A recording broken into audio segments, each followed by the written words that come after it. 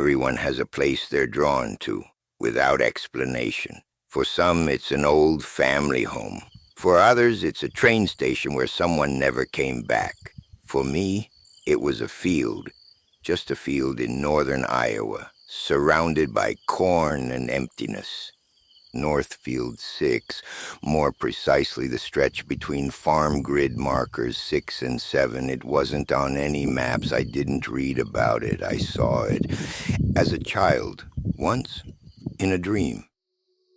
In that dream, I walked through an endless field. It was quiet, just a low hum, and then silence. I lay down like it was the only thing I could do, and when I looked at the stars, they looked back. 5 points, 1 in the center, 4 at the corners like a pupil, then nothing.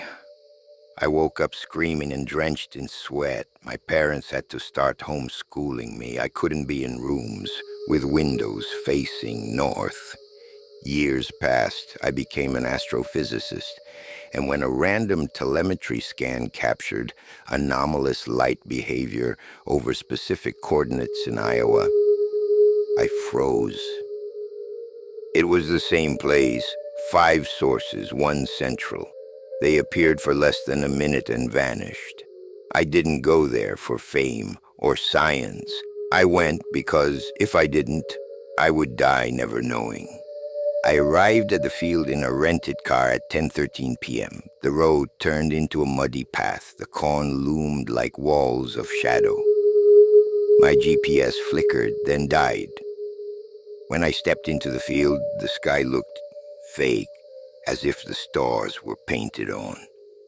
I set up my gear, a spectrometer, an infrared camera, a microphone, took off my backpack, started logging notes. But minute by minute, I felt the field. It wasn't just a place, it was a watcher. When you look up at the sky, you expect silence. But there was a hum, deep like a diesel engine rolling through your bones, not heard, felt. Something happened at 11:09. Birds I hadn't even noticed burst into the sky at once. The air thickened like syrup, and the grass beneath me moved. I pointed the camera up, 5 points. I didn't even realize I was lying down, like in the dream. It all repeated. They were there, not stars, eyes, glowing shapes that didn't emit light. They absorbed it, and as they stared, my body began to dissolve. First my fingers, then the skin on my face. I couldn't breathe, not from suffocation, but because my lungs didn't know what to breathe. The air was wrong. Then I understood it wasn't the stars watching me. It was me looking through myself. The field wasn't a portal. It was a mirror, and the sky, not sky at all. I woke up outside the field, dirty, shaking. My equipment melted, cameras warped. In my palm, a burnt mark, 5 dots, 1 in the center. Since then, I haven't slept. Every time I close my eyes, I go back, but now the field is inside me. My eyes changed. Sometimes the pupils don't move. And in the sky above my house, sometimes there's a blotch, unexplainable. And if you look at it long enough, it blinks. Galactic Chapter 2. The corn remembers names. It began in the mirrors. Not all of them, just one. The bathroom mirror. One night, brushing my teeth, I saw something out of the corner of my eye that didn't belong. Not the bathroom, not the tiles, but corn, tall, black, burned-looking stalks, and the sky behind them with 5 faint dots. I turned quickly. Just tile, just reflection. But every time I returned, especially in low light, the field stared back. Then came the sound. On the 4th night, a scratching. Not against glass, but in the air. like something clawing through the silence. I recorded it, played it back, slowed down. It became a whisper. We are within. We are learning. We are seeking. I stopped sleeping. I couldn't eat. My fingernails darkened as though ash grew beneath them. I tried to forget the eye, the field, but every night it returned.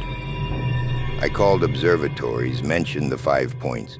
One operator hung up, another asked if I was studying the owl field anomaly. When I asked what that meant, silence. Then, if you hear them, open the door. The rest, they'll show you.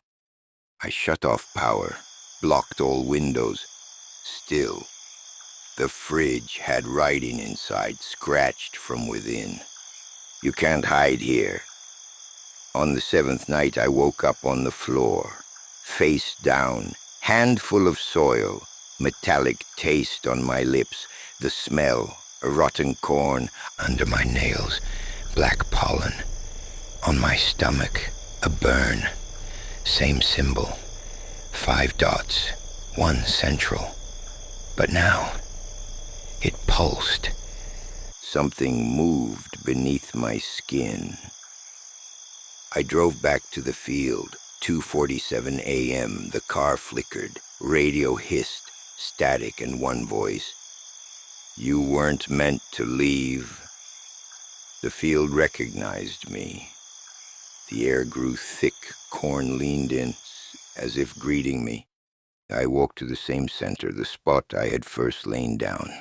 But I wasn't alone. There stood a figure, tall, thin, shaped from smoke and wind. No face, only a surface smooth like frozen glass. I saw myself in it, but it wasn't me. It was what I'd become. Eye in my chest, shadow behind. It raised its hand. Inside me, something human, unraveled. It spoke without a mouth, straight into thought. Step 2 complete, 3 remain. You are nearly ready. I don't remember how I got home. The video files, corrupted, just static and wind, but one still had audio. Next time, we'll come through you. Now I stand in front of the mirror. My reflection blinks, but I do not. Galactic Chapter 3, They Watch Through You. I no longer felt alone in my own head. The presence followed me everywhere. In the hum of traffic, the hum of the fridge, even in the rhythm of footsteps around me. It was like I was sharing my body with something else, something observing, analyzing. I caught myself saying strange things. At a coffee shop, I told the barista, no foam. He doesn't like it that way. I didn't know who I meant. People stopped calling, colleagues ghosted. Even my mother's weekly calls stopped. And I couldn't recall the last time I heard her voice. I started wearing sunglasses. Not because of light sensitivity, but to hide my eyes. One of them had changed. It moved on its own like something watched through it from the other side. At night, I stood on my balcony and stared upward. The blotch in the sky, it returned. Sometimes it blinked, sometimes it hovered directly above. I set up a telescope, cheap, optical, pointed it at the blotch, distortion, flicker. Then, a face. My face. Stretched, unnatural, eyes hollow, mouth blurred, and behind it, blinking light. I couldn't stop looking. On the 8th day, I drove to Iowa again. I wasn't in control. My body moved, but it wasn't mine. At 3:17 a.m., I arrived. No GPS, no phone signal. The field was different, bigger. The corn retreated. The soil glistened like wet stone. In the center, silhouettes, human-shaped, faceless. They moved awkwardly, like learning to walk. They didn't come closer. Above us, 5 dots, pulsing. Each pulse sent pain through my skull. Not physical, cognitive, as if they were downloading pieces of me. I collapsed. The earth was hot. Threads of light rose like roots in reverse. They touched my skin, branded names I didn't know. In my mind, not a voice, but an instruction.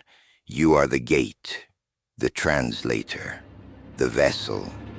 I screamed, but the sound wasn't mine. It echoed inside the others. They responded, raised their hands. Light beamed upward. I woke in a hospital, no ID, no phone. Cardiac arrest due to exposure, said the doctor. You shouldn't have survived. But I had no frostbite, no damage. Only one thing, a 6th dot on my chest. It pulsed with light. Galactic. Chapter 4. The backward gaze. I don't live like I used to. Not really. I exist between moments, between flickers of memory and gaps filled with a field. It never left me. They never left me. I tried everything, therapy, hypnosis, drugs, even faith. But those are human things, and I'm not fully human anymore. My thoughts aren't thoughts. They're streams, like signals, frequencies. They come from everywhere, from people, from stones, sometimes from the sky itself. The 6th dot on my chest doesn't just pulse now. It glows. I've started seeing others, people like me. They recognize me on trains and crowds. They don't speak, just stare. Sometimes blink out of sync. I know they have their marks, maybe their 6th dot too. In mirrors, I catch background shifting. Not always, but sometimes it's corn or the field or the shapes or something else, something unshaped, made of light or eyes or space. I realize something. The 6th dot is a coordinate, not in space, in time. A moment when they can come through fully. When I become a gateway, I return to the field for the last time. Or maybe it came to me. I don't remember walking. There was no road, just corn, endless.